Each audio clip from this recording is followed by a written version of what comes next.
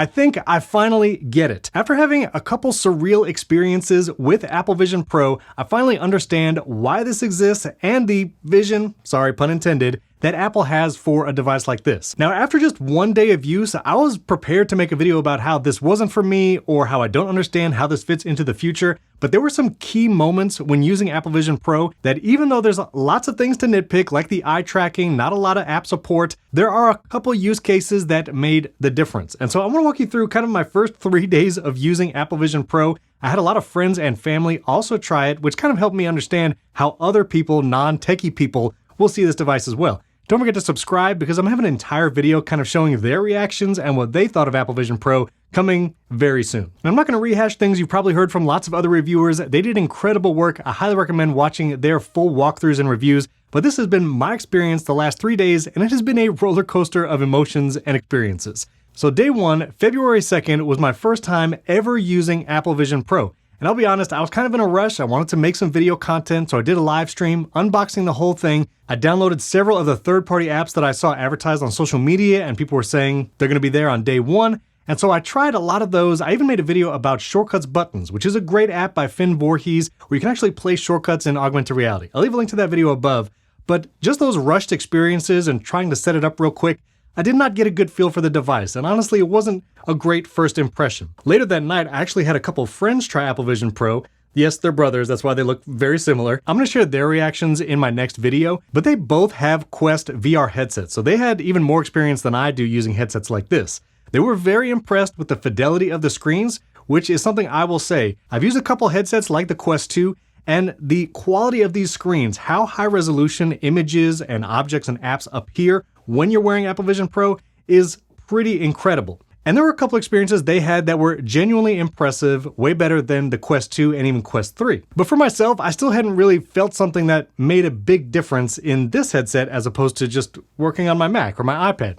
When I got home that night, I did watch a couple movies. Super Mario Bros. In 3D in Apple's cinema environment is really compelling. You feel like you're sitting in front of a massive IMAX movie screen. If you wear it with AirPods Pro 2, you get really high quality audio, and that was a really fun experience. Of all the use cases, I do find watching movies on this thing is going to be incredible. I'm going on a trip next month to Podcast Movement, and I will 100% be wearing this on the plane, watching movies and doing stuff. And one major benefit, which is also a double-edged sword, is it is a very private device. So if you are on a plane or traveling on a train, you don't have to worry about anyone seeing what you're doing. But also you can't share that experience with others. There's no share play right now, and even if you and someone else have 2 Apple Vision Pros, it's not like you can sit in the same theater watching content. So it is a very personal device. Apple talks a lot about how the Apple Watch and iPhone are very personal devices to you. I actually think this is probably the most personal device that Apple makes right now. So day 2 comes around, and I actually gave more experiences to some friends and family members. Even all of my kids tried it. They did the dinosaur experience, they watched a movie, and like my friend said the night before, the quality of the screens watching a movie in this thing is very impressive. The dinosaur encounter did get a couple of my friends too, and it was a little surprising to them when the dinosaur was coming out. It felt like they were about to get eaten, maybe, Jurassic Park-like. But everyone enjoyed the experience. But for me personally, I still hadn't found that specific experience that made all the difference. I did try to use this with my Mac Studio on day 1, and it was a little cumbersome. I didn't get the continuity little pop-up that said share screen that I saw in a lot of other reviews. I had to go to Control Center and actually choose the Apple Vision Pro to screen mirror. Now, I did use it on day 3, with a different Mac, and that was a better experience, but I'll get to that in a second. I did try multiple other third-party app makers. There are some immersive apps like Cosmos, which look amazing, highly recommend, but one thing to keep in mind about all third-party apps, many developers haven't even had an opportunity to see their own apps in Apple Vision Pro. They didn't get a chance to do a lab with Apple, and they might not have even bought this one, or maybe they're not getting it on launch day.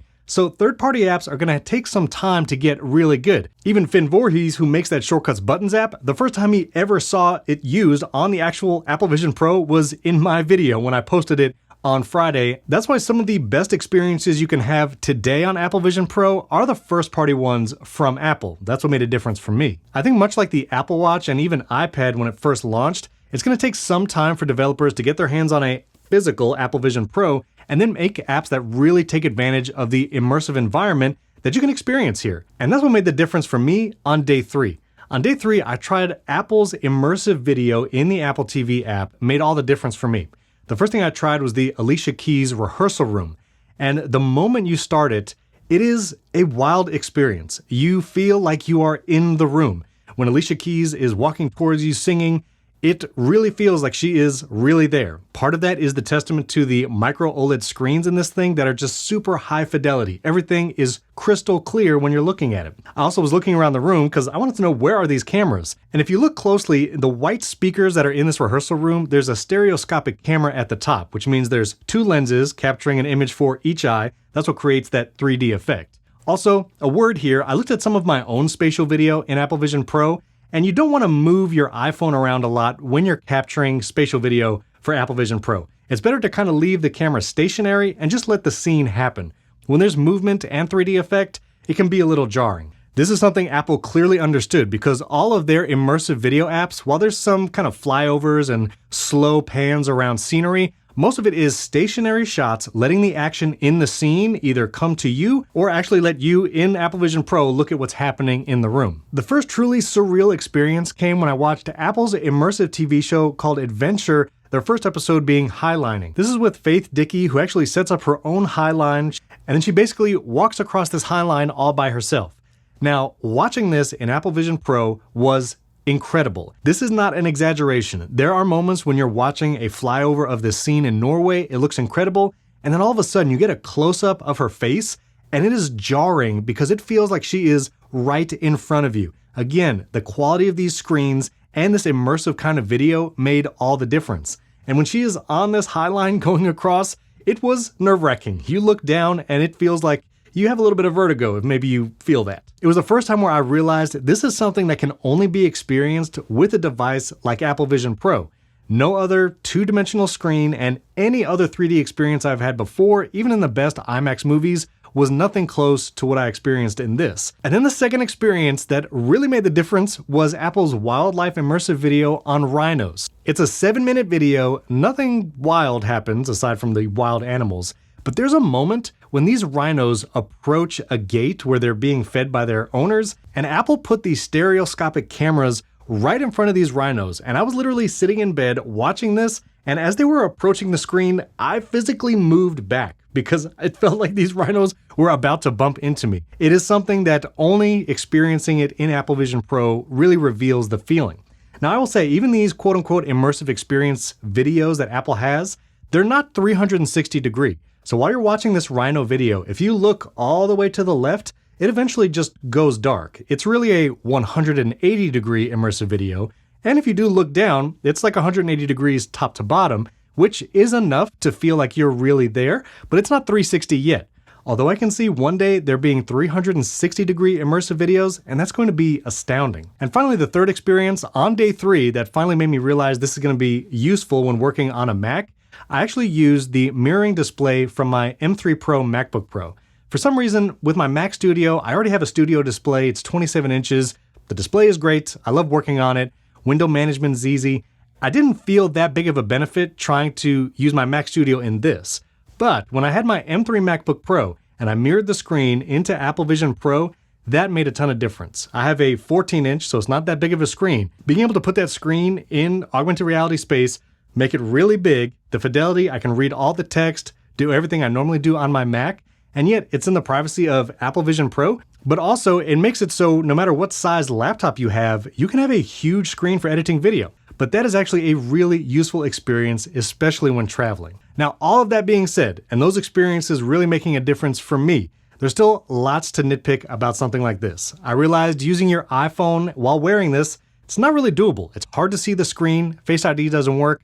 I do recommend going to Face ID and passcode and enabling unlock with Apple Watch if you have an Apple Watch. This way you can actually get into your phone when you need to. Also, window management, it's just not as easy as doing it on a Mac. You have spaces, I can reveal the desktop easily. I just work faster on a Mac, and you probably will too. And doing things like trying to set up Fantastical, which the app looks incredible in Apple Vision Pro, kudos to the FlexiBits team. I'd rather deal with my calendar on a Mac where I have a mouse pointer and I can be very precise with what I'm doing. Also, as I was using it, the eye tracking just sometimes isn't super precise. Sometimes I had to move my head around and look up and down to make sure I can actually click something I wanted to when I tapped. And there's just some things you don't think about that are easier when you're using a keyboard and normal computer. For instance, if I wanted to delete some characters because I mistyped in a password field, on Apple Vision Pro, you have to look at the delete key and tap for each letter, or tap and hold to delete everything you've written. But I can't look at what I'm deleting and also look at the delete key and delete at the same time. As opposed to on a Mac or other computer, I can hit the delete key on the keyboard while my eyes are on that text field, and it's easy to see how much I've deleted. For that reason, I don't think Apple Vision Pro is going to be a super high productivity unless you're mirroring your Mac screen, which then you're just basically seeing your Mac screen really large. And so that'll be just as productive as you are on a Mac. You have your trackpad, you have your keyboard, and you can even use things like continuity to move your mouse over to a Vision OS application, and that's really cool. Oh, and by the way, that dark vignette you might have seen in The Verge's review with Nilay Patel, that is definitely something you see when you're wearing Apple Vision Pro. Yes, even when you're in a fully immersive experience, there's black vignetting around the edges, mostly because your physical eyeballs have peripheral vision, and this does not. It's still two screens, one in each eye. It doesn't bother me either when I'm in these immersive experiences, but it's definitely there. Overall, those couple experiences, yes, some rhinoceri and the highline video really showed what this thing was capable of. Again, the quality of the screens, how crisp things look, and watching movies is going to be super fun in this device. But I'm probably only going to do it when I'm by myself.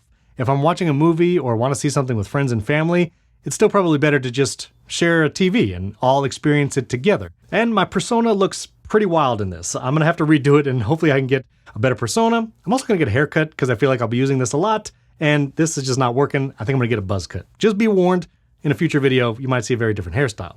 But overall, I get it. I can see where this thing is going. Once this technology gets lighter and cheaper and better, this is going to be able to create lots of immersive and incredible experiences that were not previously possible. And again, when I'm traveling and wanting to work solo, this is going to be pretty fun. So if you have any questions about Apple Vision Pro, drop them in the comments below. And I have a video coming on a lot of my friends and family's reactions. That's going to be a fun one. So hit subscribe. You don't want to miss it. Bell icon so you get a notification. And I'll put the video up here about shortcuts buttons in Apple Vision Pro. And if you want to learn more about shortcuts, I have tons of videos on that for iPhone, iPad, automating your workflow. I'll put a whole playlist like that right up here. Thanks for watching. I'll catch you next time.